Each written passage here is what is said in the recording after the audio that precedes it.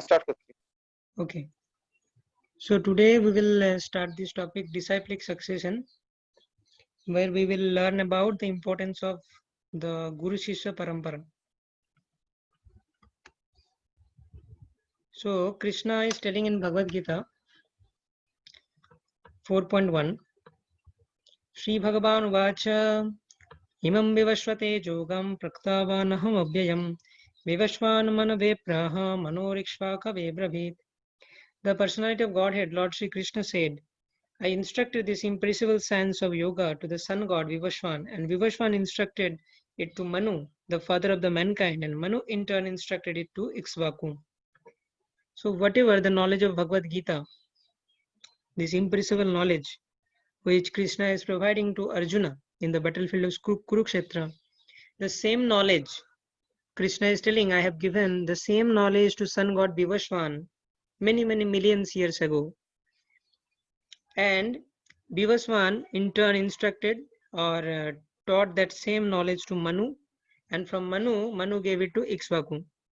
So this is the concept of disciplic succession, where the knowledge about Krishna is only available to Krishna. Nobody can know Krishna. So therefore, the source of all this knowledge, spiritual knowledge, must be coming from Krishna. So now Krishna is telling to Vivaswan, Vivaswan is telling to Manu, and Manu is telling to Ikshvaku. So this is the disciplic succession. Krishna is telling to one person, that person is telling to his disciple, and then that disciple is again passing on the knowledge to his disciple. So this is the Guru Shishya Parampara, and in this way we can get knowledge about Krishna. Now there are 4 bona fide Vaishnava Sampradayas in which the transcendental knowledge is coming down from Krishna. So from Krishna there are 4 Sampradaya: Brahma Sampradaya, Sri Sampradaya, Rudra Sampradaya, and Kumar Sampradaya. And they are actually the initial acharyas. And again down the line we have prominent acharyas, like in Brahma Sampradaya we have Madhvacharya, in Sri Sampradaya we have Ramanujacharya, in Rudra Sampradaya we have Vishnu Swami, and in Kumar Sampradaya we have Nimbarkacharya. So Krishna is giving the transcendental knowledge to the 4 top class devotees: Brahma, Lakshmi Devi, Lord Shiva, and the 4 Kumaras: Sanak, Sanatan, Sanandan, Sanat Kumar. So Krishna is revealing the supreme knowledge to these 4 personalities, and they are passing on that knowledge, and that is the Sampradaya. Therefore we have 4 Sampradaya. And this Madhvacharya is prominent acharya in the Sampradaya of Brahma. Ramanujacharya is a prominent acharya in the Sampradaya of Lakshmi Devi or Sri Sampradaya.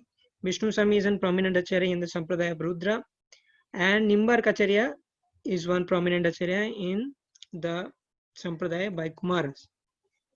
So now, interestingly, Lord Chaitanya Mahaprabhu, who is Krishna himself, he actually appeared in this Brahma Sampradaya, and he accepted Ishwara Puri as his spiritual master, who is coming in the Brahma Sampradaya. So therefore, this Sampradaya is also called as Brahma Madhya Gaudiya Sampradaya. So now, these all 4 Sampradayas, they are bona fide, and we can get the knowledge of Krishna.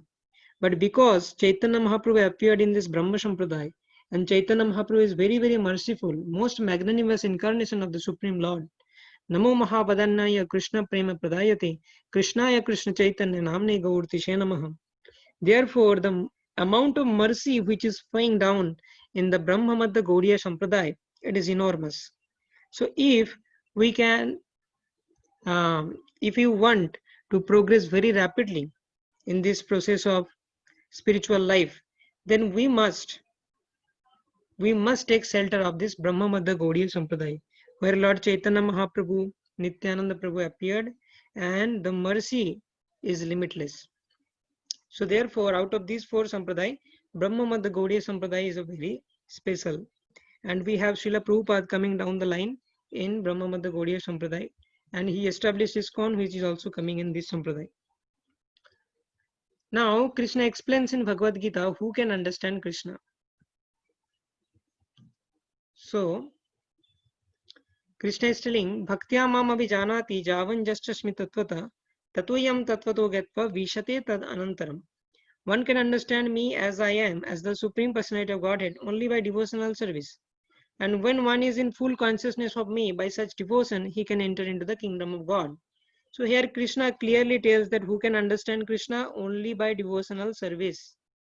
So nobody except the devotees can understand Krishna. So this is the statement by Krishna himself, that if some personality is not engaged in the process of devotional service, he cannot know Krishna. So therefore we have to be very, very careful when we want to hear about Krishna. We have to hear from such a person who is himself practicing the devotional service and who is coming in the authentic bona fide parampara. Right? Now, there is a warning by Srila Sanatan Goswami in Hari Bhakti Vilas. What is that warning? Avaishnava mukhod girnam putam harikathamritam shravanam naiva kartavyam sarpochishtam jathapaya. One should not hear anything about Krishna from a non-Vaishnava, as milk touched by the lips of a serpent has poisonous effect. Similarly, talks about Krishna given by non-Vaishnava are also poisonous. So, milk is actually very, very important, and it is very nourishing for our health. It is very pure. It is considered to be the ideal food. But if that milk is touched by the lips of a serpent, then it turns into poison. And if we drink that milk, we will die. Similarly, the talks about Krishna or Krishna Katha, this is also very, very pure. Putam Hari Katha Amritam. Very, very pure. But if that Krishna Katha is spoken by some non-Vaishnava who is not practicing devotional service, who is not coming in the parampara, then what will happen? That will act like a poison to our spiritual life, and it will destroy our spiritual life. Therefore, we have to be very, very careful, and we only have to hear from the devotees from authentic parampara. We should avoid all other people who claim themselves that they know about Krishna, but they themselves are not devotees. So there is an analogy, just like we have to accept Guru from authorized parampara, right? So what is that analogy? Just as we accept professors from the authorized university, similarly we need to accept Guru from authorized parampara. So like anyone, we cannot accept as the professor, right? We will see that what is his qualifications, MS, PhD, and there are many things. So then we will accept such a person as professor. But if somebody is roaming in the street and he claims that I know this subject, we cannot accept. So just like that, we have to accept Guru from a bona fide.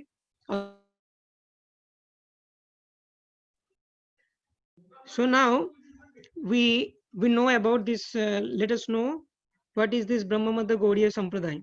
Who are the personalities down the line coming? So this Sampradaya is initiated from Krishna himself. Then down the line comes Brahma, Narada, Vyasa, Madhva, and there are so many acharyas. And then we can see Lakshmipati, Madhavendra Puri, Ishwara Puri, and Lord Chaitanya. So Lord Chaitanya Mahaprabhu is appearing, who is Krishna himself in this Brahmamanda Gaudiya Sampradaya. So after Lord Chaitanya, Rupa Goswami, Sanatan Goswami, Swarup Damodar Goswami, Raghunath Das Goswami, Jeev Goswami, Krishnadas Kaviraj Goswami, Narottam Das Thakur, Vishwanath Chakravarti Thakur, Baldev Vidyabhushan, Jagannath Das Babaji Maharaj, Bhakti Vinod Thakur, Gaur Kishore Das Babaji Maharaj, Bhakti Siddhanta Saraswati Thakur, and in the 32 position comes A.C. Bhakti Vedanta Swami Srila Prabhupada. So Prabhupada is coming in this Brahmamanda Gaudiya Sampradaya. He is a bona fide acharya of this Sampradaya, and therefore he is a perfect authority on the spiritual subject matter, and whatever books and translations Prabhupada has given us, that is completely bona fide. Now let us know about Srila Prabhupada. So who is Srila Prabhupada? About Srila Prabhupada, it is predicted in the scriptures in Chaitanya Mangal that Papi Jodi Chhadi Dharma Dur Dese Jai More Senapati Bhakto Jaibe Tahai. Actually, here it is predicted that Chaitanya Mahaprabhu is telling If someone leaves this holy land of India and goes to West to follow the Western culture, my Senapati Bhakta or my commander-in-chief, Srila Prabhupada, he will go to the West and preach there. So Chaitanya Mahaprabhu predicted that Prithivite Jato Acha Nagaradigram Sarvatra Prachara Haibe Mornam. So in this Kali Yuga, generally the religious activities they diminish. But because Chaitanya Mahaprabhu appeared 500 years ago, by the mercy of Chaitanya Mahaprabhu, all these religious propaganda, this is actually spreading. And we know that Chaitanya Mahaprabhu told that Prithivida Jatvacha Nagaradigram Sarvatra Prachara Haive Mornam. That means in every town and village of this world, my holy names will be chanted. And Srila Prabhupada actually did that. He spread the Sankirtan movement worldwide. So, the spiritual master of Srila Prabhupada, Bhakti Siddhanta Saraswati Thakur, he instructed Prabhupada that you go to the Western countries and preach the message of Lord Chaitanya. So in the age of 69, Srila Prabhupada started for America, and Srila Prabhupada went to America by a cargo ship, and in the journey Prabhupada had 2 heart attacks, but still he was very determined to follow the instruction of his spiritual master. He reached America, and there Prabhupada was struggling for 1 year. There are no proper arrangement for food and shelter, and in this way this was very difficult condition. But Prabhupada had firm faith on the instruction of his spiritual master, and he had firm faith on holy name and the Srimad Bhagavatam translation copies which Srila Prabhupada carried with him. So with hard struggle for 1 year, Srila Prabhupada, by the mercy of Krishna, he could establish the International Society for Krishna Consciousness in New York in the year of 1966. Within 11 years, Srila Prabhupada established 108 temples of ISKCON worldwide in different places, Australia, Europe, and in many places.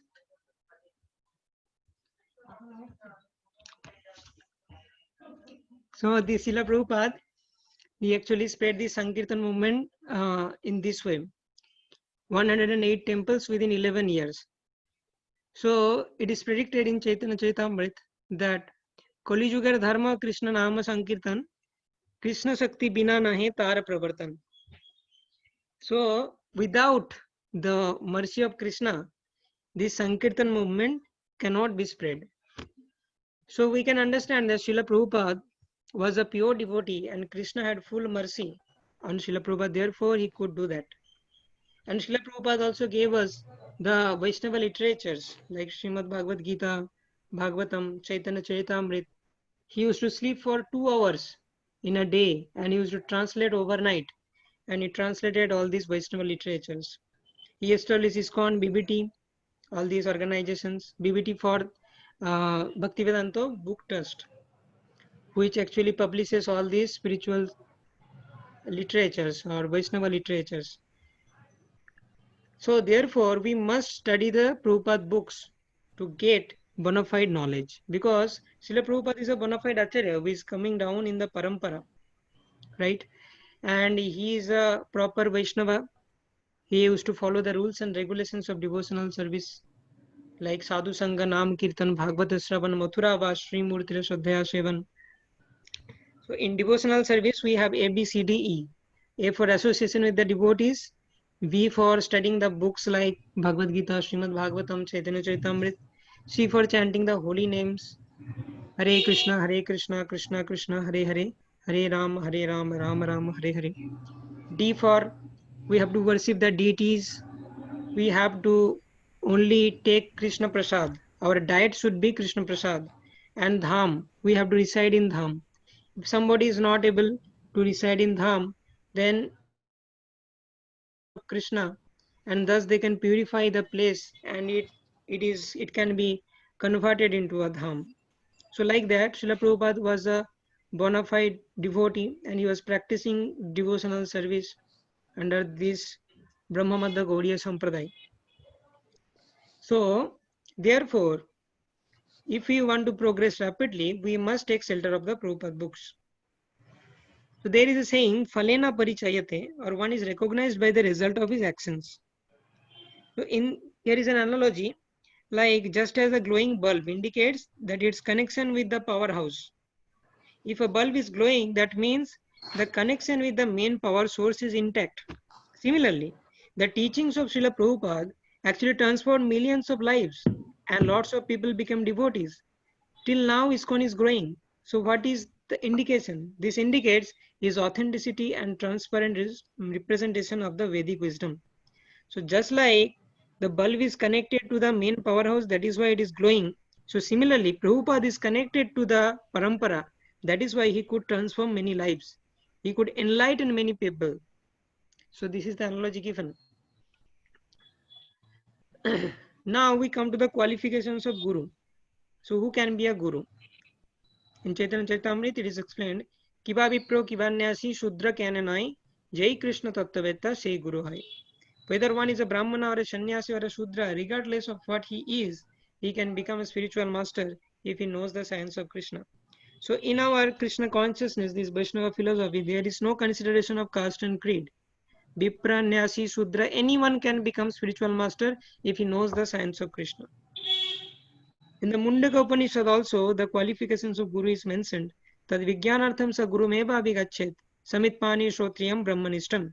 To understand these things properly, one must humbly approach with a firewood in hand a spiritual master who is learned in the Vedas and firmly devoted to the absolute truth. So these are the qualifications of Guru: learned in the scriptures, firmly devoted to the absolute truth, and he has to know the science of Krishna. There are further qualifications which are mentioned by Rupa Goswami in Nectar of Instruction. Vacho Vegam, Manasa Krodha Vegam, Jivha Vegam, Udarupastha Vegam, Etan Vegan jo Vishaheta Dhira, Sarvam Apimam Prithibim Sashishat. A sober person who can tolerate the urge of speak, the mind's demands, the action of anger, and the urges of the tongue, belly, genitals, is qualified to make disciples all over the world. In other words, the Guru must be sense controlled. He should not be carried away by sense gratification. He should be firmly devoted to the Supreme Lord, and he must be sense controlled. Now comes the qualification of disciple. As a disciple, to receive the transcendental knowledge from Guru, what kind of qualifications we should have? So Krishna is telling that what should be the qualification of a disciple in Bhagavad Gita 4.34. Tadvidhi pranipatena pariprashnena sevaya upadekshanti te jnanam jnaninas tattvadarshina. Just try to learn the truth by approaching a spiritual master, inquire from him submissively, and render service unto him. The self-realized souls can impart knowledge unto you because they have seen the truth. So there are three qualifications mentioned. Pranipatena. First qualification, you have to surrender to the bona fide spiritual master. And then pariprasnena, you have to ask, you have to inquire about spiritual subject matters. Who am I? Who is the Supreme Lord? What is my duty in human form of life? All these spiritual inquiries we should make in front of the spiritual master. And sevaya, we have to serve the spiritual master. So by pranipat, pariprasna, and seva, we can learn the spiritual subject matter, and we can also become a bona fide receiver of this knowledge, transcendental knowledge, and then we become eligible to pass on this knowledge to other people. So there is a checkpoint in this spiritual subject matter. What is that? Sadhu, Guru, and Shastra. So this is a checkpoint. The bhakti method of receiving truth is by parampara or disciplic succession. So here it is mentioned that without parampara, you cannot receive this absolute knowledge about the absolute truth. It is confirmed by checks and balance system of hearing from Guru, Sadhu, and Shastra. On the other hand, one who rejects the parampara system and persists in hearing augmentation will never understand the absolute truth. As Lord Krishna states, Bhaktya mam abhijanati, one can understand me only by devotional service. So if someone is trying to gather this knowledge outside of the parampara, then he will not be successful. So this Sadhu, Guru, and Shastra, these are the checks and balance system. All these three things must be aligned. Whatever written in the scriptures or Shastra is admitted by the sadhus, and it is also the opinion of the Guru. and Guru and Sadhu act according to the scriptural injunctions. So similarly, these three things should be in line. If Guru is not behaving according to the scriptures and his behavior is not matching with the sadhus, then we have to reject that Guru, right? Similarly, one is not a Vaishnava if he is not following the scriptures and Guru. So these three things should be aligned: Guru, Sadhu, and Shastra. In Bhakti Rasamrita Sindhu, it is mentioned, Shruti Smriti Puranadi Pancharatra Vidhim Vina Aikantike Harir Bhakti Rutpataya Eva Kalpate.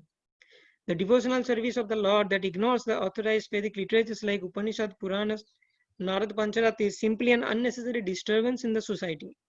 So if someone thinks that, okay, we have to serve the Lord, then I will serve according to my own way. That is not recommended. Our practice of devotional service must be supported by the authentic scriptures or Vedic literatures like Upanishad, Puran, Narad Pancharatra. If we are not doing that, if we are performing devotional service whimsically, then that is an unnecessary disturbance in the society. It is not devotional service. And that kind of thing is not going to benefit us, and it will not also benefit others.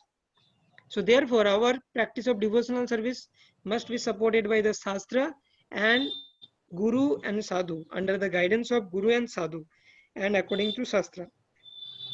Then only we can receive proper results. Otherwise, this is an unnecessary disturbance. Like for example, in the scriptures it is mentioned that in Kali Yuga, your Yuga Dharma is to chant the holy names of Krishna. Hare Krishna, Krishna Krishna, Hare Hare, Hare Rama, Rama Rama, Hare Hare. But if someone thinks that, okay, let me construct my own Yuga Dharma, I will rotate Agarbatti in front of the deities, and that is my Yuga Dharma. Waking up in the morning, I will do that, and I am serving Lord according to my own way. But that will not work. So that is why it is mentioned that if you are not practicing devotional service according to the injunction of the scriptures and under the guidance of Sadhu and Guru, then you are doing unnecessary disturbance to the society. That is not devotional service. Now, how we can understand Krishna? This is also mentioned in Swataswatra Upanishad. Jasya deve para bhaktir jatha deve tatha guru tasyaita kathita hi artha prakashante mahatmana. One who has unflinching devotion for the Supreme Lord and is directed by the spiritual master, in whom he has similar unflinching faith, can see the Supreme Personality of Godhead by revelation. One cannot understand Krishna by mental speculation. For one who does not take personal training under the guidance of a bona fide spiritual master, it is impossible to even begin to understand Krishna. The word tu specifically used here to indicate that no other process can be used. Right? So if you are not taking the training under a bona fide spiritual master, there is no other way you can know Krishna.